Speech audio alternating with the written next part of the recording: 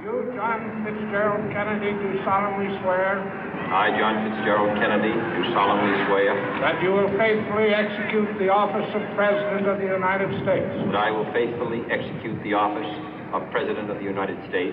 And will, to the best of your ability. And will, to the best of my ability. Preserve, protect, and defend the Constitution of the United States. Preserve, protect, and defend the Constitution of the United States. So help you God. So help me God.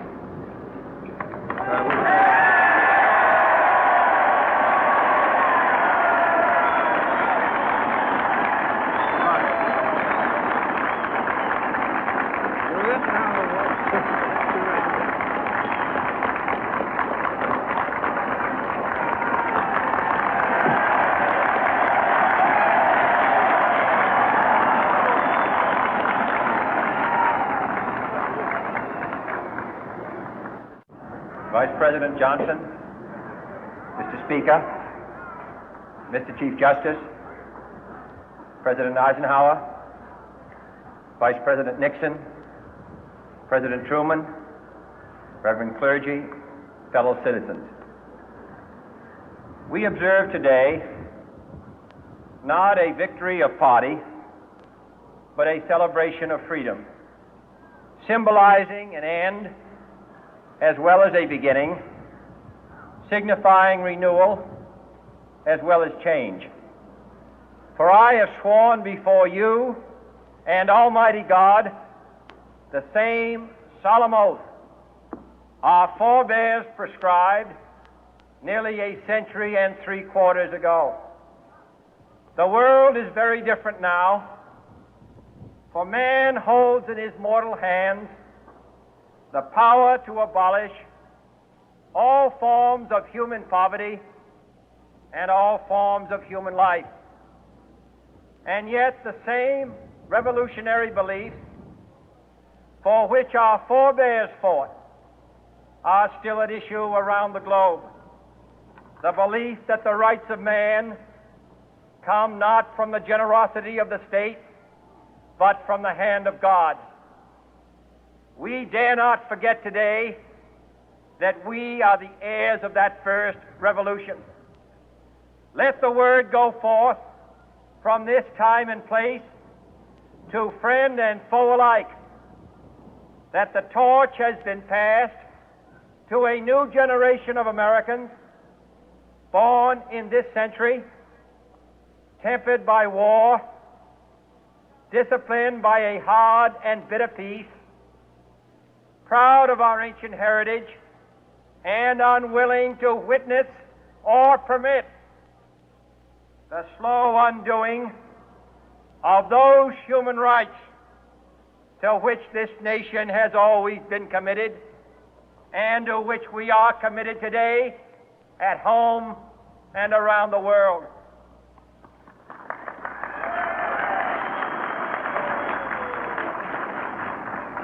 Let every nation know, whether it wishes us well or ill, that we shall pay any price, bear any burden, meet any hardship, support any friend, oppose any foe to assure the survival and the success of liberty.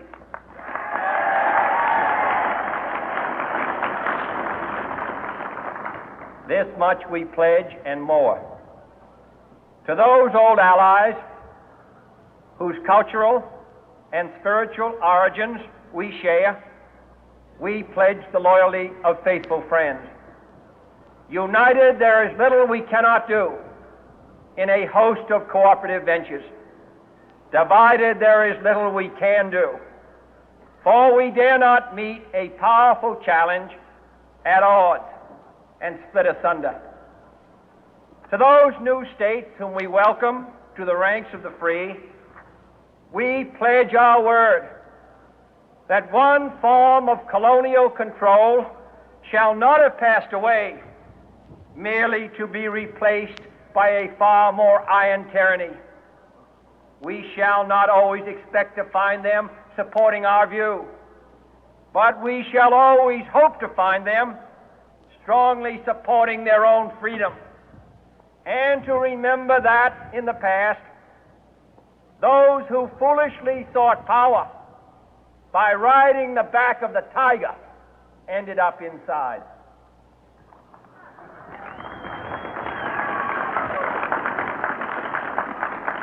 To those people in the huts and villages of half the globe struggling to break the bonds of mass misery, we pledge our best efforts to help them help themselves for whatever period is required, not because the communists may be doing it, not because we seek their votes, but because it is right. If a free society cannot help the many who are poor, it cannot save the few who are rich.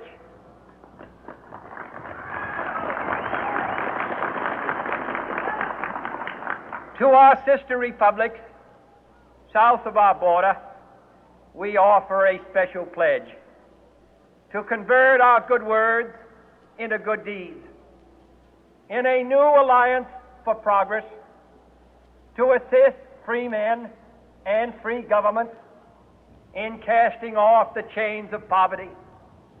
But this peaceful revolution of hope cannot become the prey of hostile powers. Let all our neighbors know that we shall join with them to oppose aggression or subversion anywhere in the Americas. And let every other power know that this hemisphere intends to remain the master of its own house.